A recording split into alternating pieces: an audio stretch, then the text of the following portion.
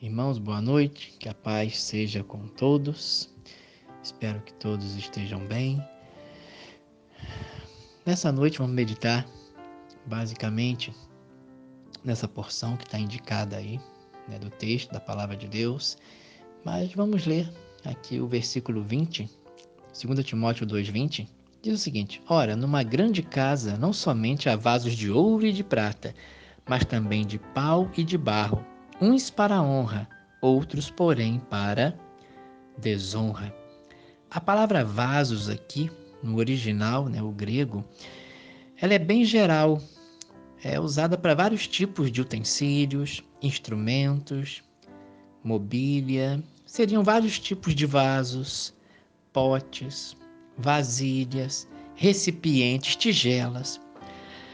Paulo usa aqui a ilustração a respeito de vasos numa casa grande, ou rica, Diz respeito aqui também à riqueza, uma casa rica, grande, em que uns vasos são para fins mais honrosos, algumas vasilhas para fins mais honrosos, como, por exemplo, servir a família à mesa e convidados, utensílios de prata, por exemplo, tigelas de prata. E esses eram de ouro e prata, nessas casas. Já outros tipos de utensílios, vasilhames, eram usados para fins menos honrosos, como, por exemplo, para depósito de lixo e até os dejetos humanos, que eram, no caso, vasos de madeira ou barro. Os de barro, então, eram baratos, quebráveis, descartáveis. Somente às vezes eram usados para estocar valores como dinheiro, joias ou documentos. Mas o geral para esse tipo de vaso era realmente para fins menos honrosos. E aí vem uma pergunta para nós: que tipo de vasos somos? Que tipo de vaso queremos ser? Claro que todo cristão deseja ser útil e valioso para o seu Senhor. Desejamos ser vasos de ouro e prata para fins mais honrosos. E a primeira lição que tiramos dessa porção, desse texto que vamos meditar essa noite, a primeira lição que tiramos é que nós determinamos que tipo de vaso nós seremos. Nós queremos ser, nós seremos.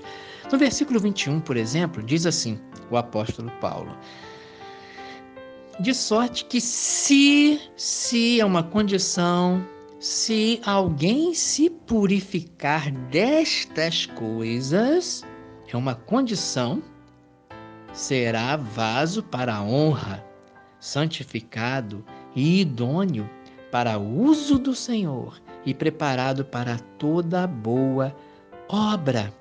Então, é uma condição para alguém ser. Se alguém se purificar, é uma atitude pessoal, a própria pessoa vai determinar isso, de acordo com suas escolhas, suas atitudes. Se alguém se purificar, buscar a pureza, se limpar destas coisas, será vaso para a honra. Aqui é a doutrina da santificação, É que você santificar-se. A ordem do Senhor é santificai-vos, sede santos.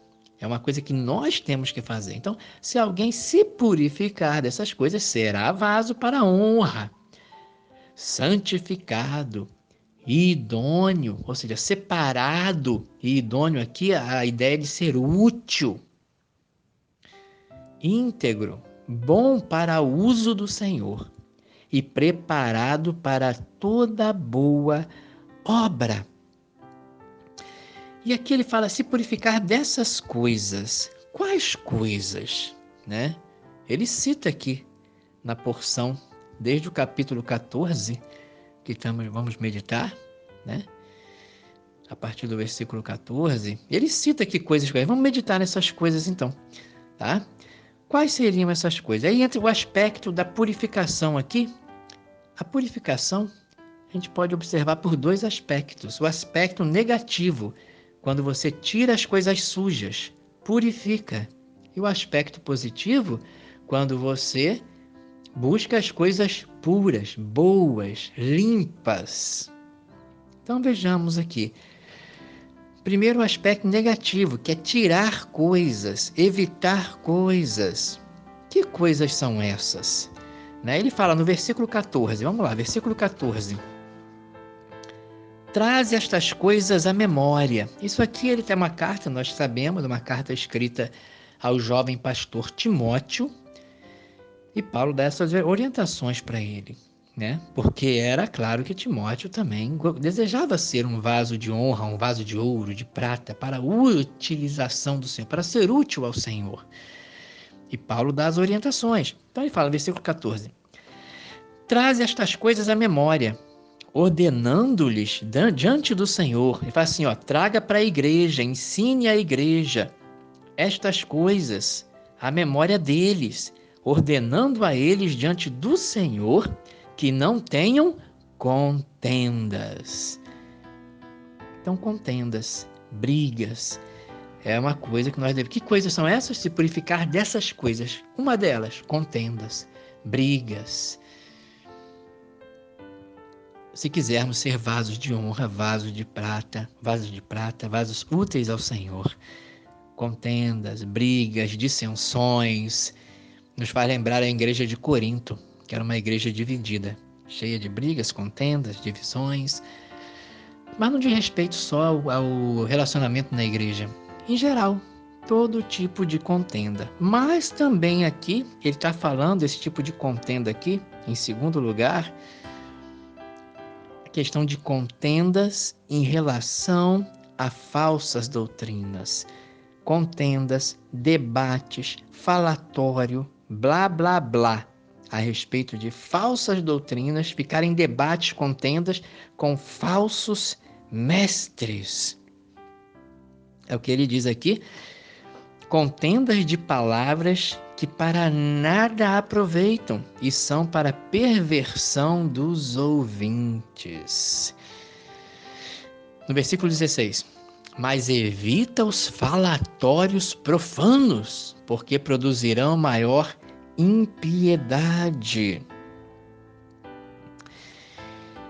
Versículo 17, a palavra desses roerá como gangrena, entre os quais são Himeneu e Fileto, os quais se desviaram da verdade, dizendo que a ressurreição era já feita, e perverteram a fé de alguns. Vejam só, erros doutrinários, falsas doutrinas, falsos mestres. Evite contendas, debates, que para nada mais servem do que perversão dos ouvintes. Isso me lembra até, no passado, alguns debates nas rádios evangélicas, e que realmente só servia para perverter os ouvintes. Eram coisas carnais, brigas, dissensões, um querendo ganhar do outro no debate. Coisas horríveis. Motivo pela qual até parei de ouvir na época, porque vi que não estava produzindo nada edificante. Mas houve uma pequena mudança, pelo menos em uma das rádios, e hoje em dia não é mais daquela maneira. Mas aqui, é o que está escrito aqui, contendas de palavras que para nada aproveitam e são para perversão dos ouvintes. Se tornaram uma coisa mais carnal, e um ficava torcendo pelo outro. O meu pastor ganhou, o outro pastor ganhou, aquele pastor... Era assim que acontecia. Graças a Deus, pelo menos em uma das rádios, mudou bastante. E se trata mais de uma coisa de conversa mesmo ali, sobre aquele assunto, e tem sido bastante útil. Não concordamos com tudo, mas melhorou demais aquilo ali. Mas essa questão, de falatórios profanos, debates, olha, se purificar dessas coisas. E é tão séria essa questão que ele repete, são 3 advertências que ele faz no versículo 14, no versículo 16 até o 18, e depois no versículos 23 e 24. Rejeite as questões loucas e sem instrução, sabendo que produzem contendas, brigas. E ao servo do Senhor não convém contender, mas sim ser manso para com todos, apto para ensinar, sofredor, instruindo com mansidão os que resistem, a ver se porventura Deus lhes dará arrependimento para conhecerem a verdade. E é tão sério isso, porque na verdade conduzia a quê? Essas contendas com os falsos mestres, falsas doutrinas, conduzia, era algo tolo, fútil e perigoso. Como nós vimos ali, a palavra deles roerá como gangrena, ruirá, será destruída, leva à destruição, a falsa doutrina, o falso ensino. Como esse Himeneu e Fileto, que diziam que a ressurreição já havia acontecido, ou seja, pelo fato de crermos em Cristo, ele morreu, nós morremos com ele, nós ressuscitamos com ele, a ressurreição era só espiritual, não haveria a ressurreição do corpo. Uma falsa doutrina ligada mais à filosofia grega, que dizia que o corpo, a matéria, é má, o espírito é bom. Então, a ressurreição do corpo é loucura. O corpo é ruim, a matéria é ruim. E essa doutrina começou, essa filosofia começou a entrar na igreja. Não, a ressurreição já aconteceu, é espiritual, porque o espírito sim, o corpo, a matéria, para nada. Aproveita, contradizendo claramente a doutrina da ressurreição corporal, inclusive do nosso Senhor Jesus Cristo. Porque se não existe ressurreição, Cristo também não ressuscitou. Veja como é que é perigosíssimo essa questão de doutrina e de entrar em conversas, debates com os falsos mestres, falsos ensinos. E Paulo falou isso aí para Tito também. O jovem pastor Tito também, ele alertou Tito quanto a essa questão. Tito 3, versículo 9 diz assim: mas não entres em questões loucas. Não entre nessas questões loucas de genealogias, contendas e nos debates acerca da lei.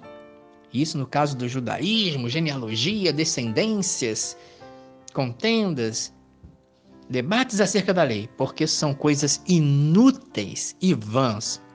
Ao homem herege, o falso mestre, aquele que causa divisões, depois de uma e outra demonstração, exortação, repreensão, ele não ouve, evita, não fica debatendo, evita, sabendo que esse tal está pervertido e peca, estando já em si mesmo condenado.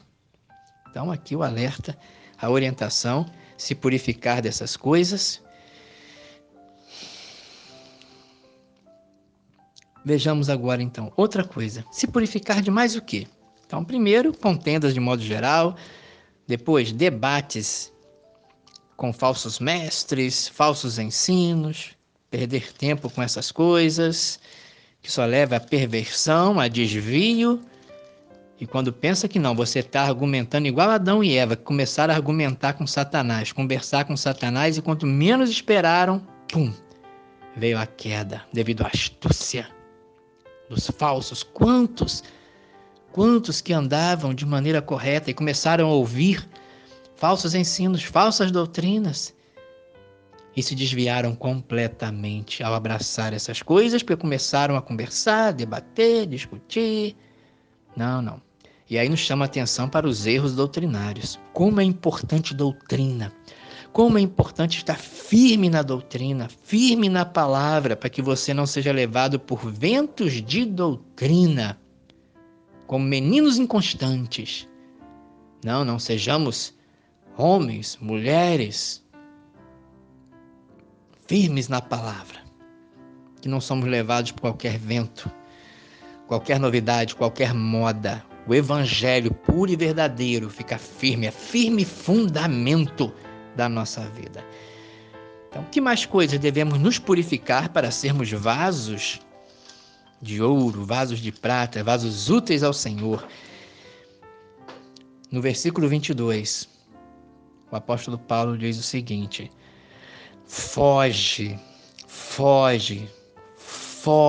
corre, some dali. Foge também dos desejos da mocidade. E aqui desejos da mocidade, ou paixões, desejos ou paixões da mocidade.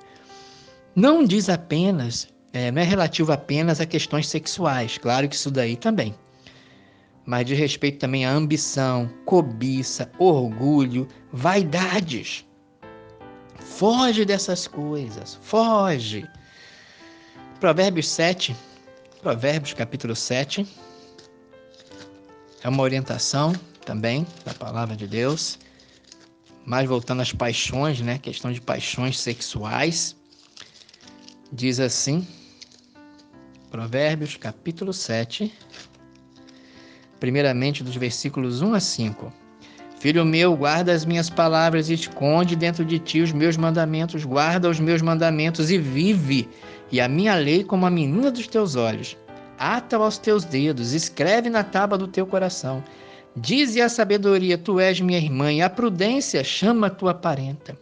Para te guardarem da mulher alheia, da estranha, foge das paixões da mocidade, que lisonjeia com as suas palavras. Versículos 21 a 27. Seduziu-o com a multidão das suas palavras, com as lisonjas dos seus lábios o persuadiu. E ele segue-a logo como boi que vai ao matadouro e como louco ao castigo das prisões, até que a flecha lhe atravesse o fígado. Como a ave que se apressa para o laço e não sabe que ele está ali contra a sua vida. Agora, pois, filhos, dai-me ouvidos e estai atentos às palavras da minha boca. Não se desvie para os seus caminhos o teu coração, e não andes perdido nas tuas veredas, porque há muitos feridos derribou, e são muitíssimos que por ela foram mortos. Caminho de sepultura é a sua casa, os quais descem às câmaras da morte. Isso nos faz lembrar de José no Egito, quando a mulher de Potifar quis deitar-se com ele, ele fugiu, correu, e foi um vaso de ouro nas mãos do Senhor. Purifica dessas coisas. 1 Coríntios 6,18, a palavra também foge. Tem coisas das quais o cristão tem que fugir, sim. 1 Coríntios 6,18 diz o seguinte: fuja da prostituição, do pecado, qualquer tipo de pecado sexual. 10,14, 1 Coríntios 10,14. Portanto, meus amados, fujam da idolatria, e qualquer que seja. 1 Timóteo 6, 10 e 11. O mesmo pastor Timóteo sendo aconselhado por Paulo. 1 Timóteo 6, 10 e 11. Porque o amor do dinheiro, a cobiça, a ganância é a raiz de toda espécie de males. E nessa cobiça alguns se desviaram da fé e se traspassaram a si mesmos com muitas dores. Mas tu, ó homem de Deus ou mulher de Deus, foge destas coisas e segue a justiça, a piedade, a fé, o amor, a paciência, a mansidão. Milita a boa milícia da fé. Toma posse da vida eterna, para a qual também foste chamado, tendo já feito boa confissão diante de muitas testemunhas. Foge dessas coisas. E vamos agora para o aspecto positivo da purificação. Primeiro, tirar as coisas ruins, tirar o pecado, se afastar do pecado, qualquer que seja, paixões da mocidade, paixões carnais. E a parte positiva, que é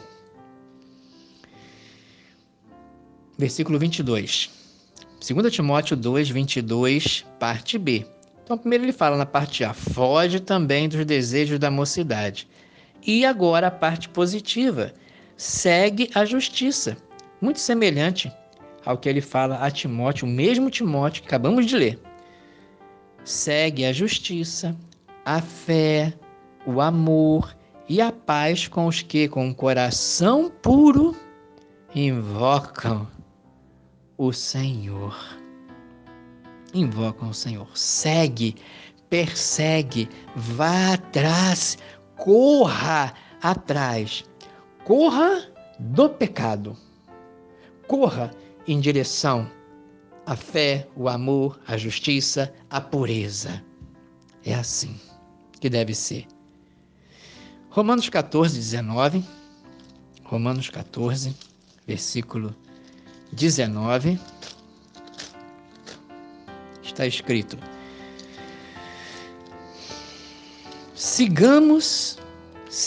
segue, o mesmo verbo. Sigamos, pois, as coisas que servem para a paz e para a edificação de uns para com os outros.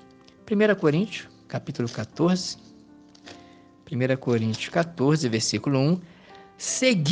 Sigam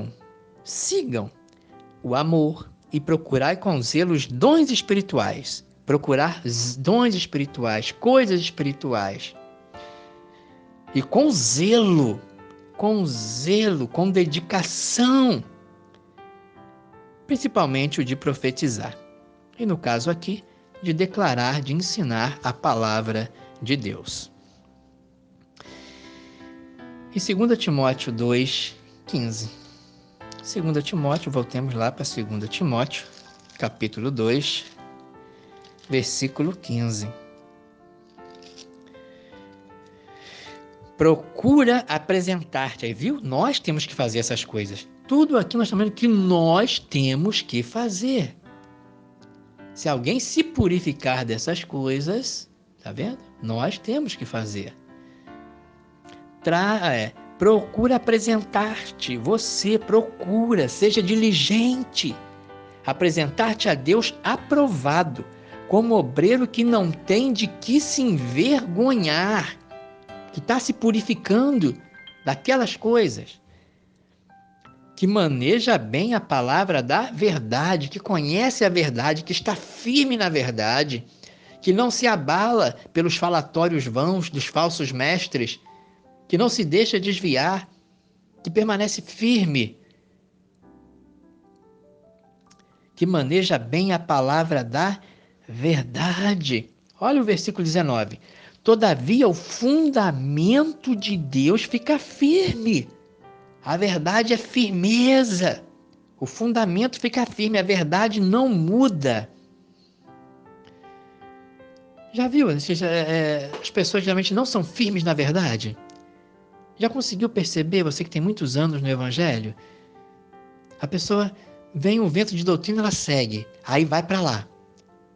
Só que aí com o tempo aquilo ali é vento, passa, aí vem um outro vento de outra doutrina, aí ela sai daquela outra igreja e vai para outra igreja onde tem aquele outro vento de doutrina. Com o tempo, aquele vento passa e assim vai. Ou se não, mesmo em igreja, a pessoa saiu de uma igreja onde tinha firmeza da verdade, foi para uma outra igreja que abraça vários tipos de doutrina, de novidades, e aí fica lá. Daqui a pouco, aquele vento de doutrina passa, naquela mesma igreja vem outra, aí vem outra novidade, precisa de novidade. Para manter a pessoa ali, tem que estar sempre trazendo novidades, coisas novas, para segurar aquela pessoa.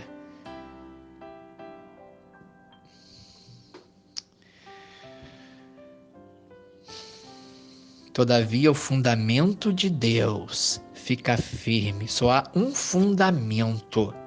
Não se pode colocar outro fundamento, outros alicerces. Só há um alicerce, só há uma novidade. A boa nova do Evangelho. Só.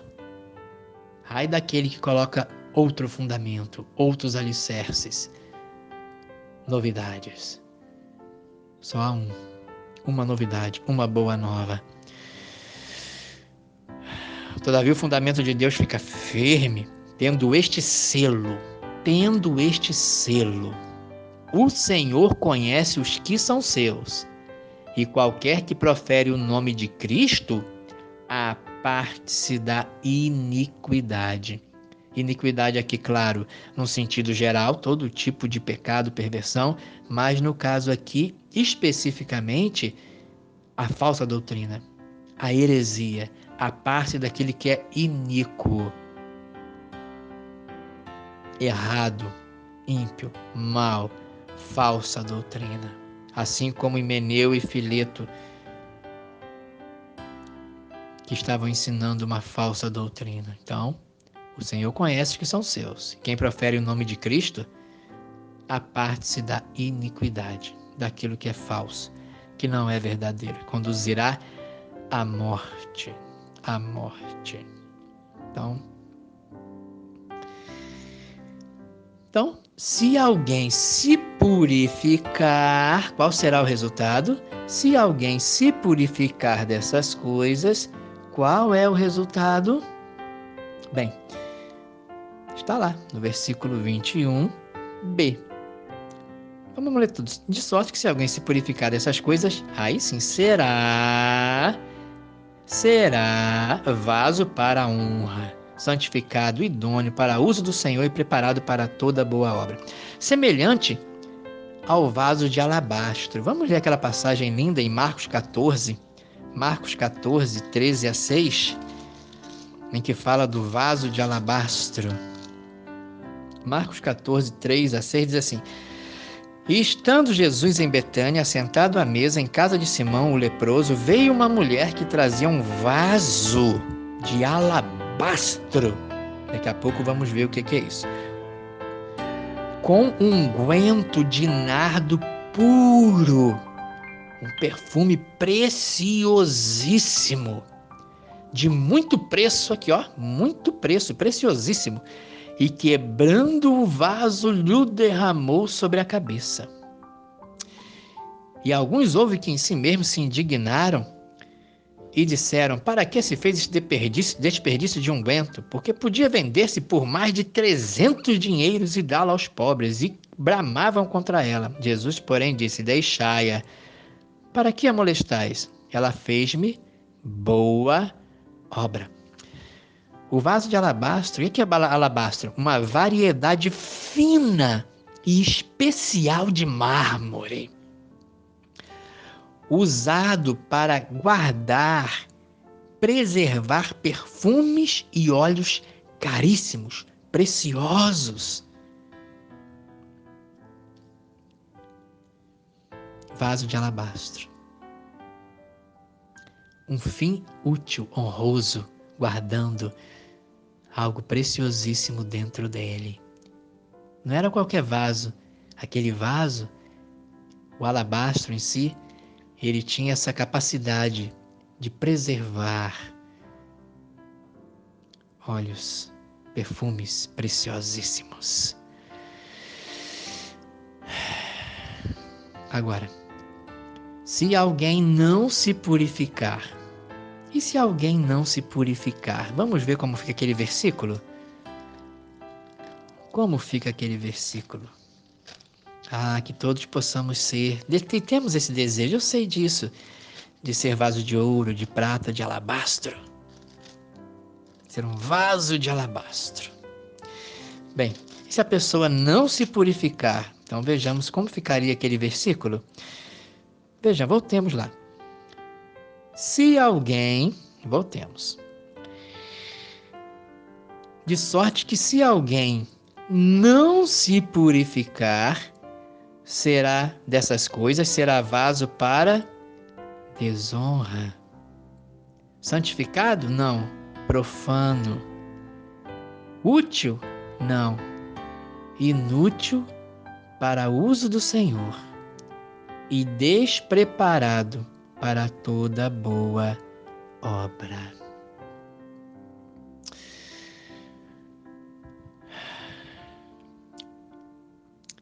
Pastor, eu não tenho sido um vaso de honra. O que fazer, pastor? O que fazer? Eu quero ser um vaso de bênção, um vaso de honra, um vaso de ouro, de prata, um vaso de alabastro. O que fazer, Senhor? O que fazer, pastor? Quebre-se. Quebre-se, ou seja, quebrante-se. Humilhe-se. Confesse os seus pecados. Confesse se você não tem se purificado dessas coisas que nós vimos aí. Primeiro passo é quebre-se, quebrante-se. Segundo passo, edifique-se, purifique-se, construa-se, restaure a si mesmo. Filipenses 2,12, é interessante a questão da salvação, da palavra de Deus, né? A palavra de Deus é interessante. Filipenses 2,12 diz o seguinte: de sorte que, meus amados, assim como sempre obedecestes, não só na minha presença, mas muito mais agora na minha ausência, assim também operai a vossa salvação. Operem a vossa salvação com temor e tremor. Façam a parte de vocês. Ajam, vocês devem agir. Então, quebre-se e restaure-se. E também, segundo lugar, peça a Deus que te quebre e te construa e te restaure. É o versículo 13 de Filipenses 2. Versículo 13. Porque Deus é o que opera em vocês tanto querer como efetuar, segundo a sua boa vontade. Opere a vossa salvação. Haja. 13. É Deus que opera. Peça a Deus para que também te ajude nesse caminho. Que Ele sonde o teu... Sonda-me, ó Deus. Não é isso que está escrito? Sonda-me, ó Deus, e vê se há em mim algum caminho mau. É esse o caminho. Você, meu amado, e você, meu amado, que pela graça de Deus tem sido um vaso de ouro, um vaso de alabastro, um vaso de prata, louvado seja Deus por sua vida. Vai nessa tua força, continue sendo esta bênção em casa, no trabalho, na escola, uma bênção, um vaso para uso na mão de Deus, para um fim honroso.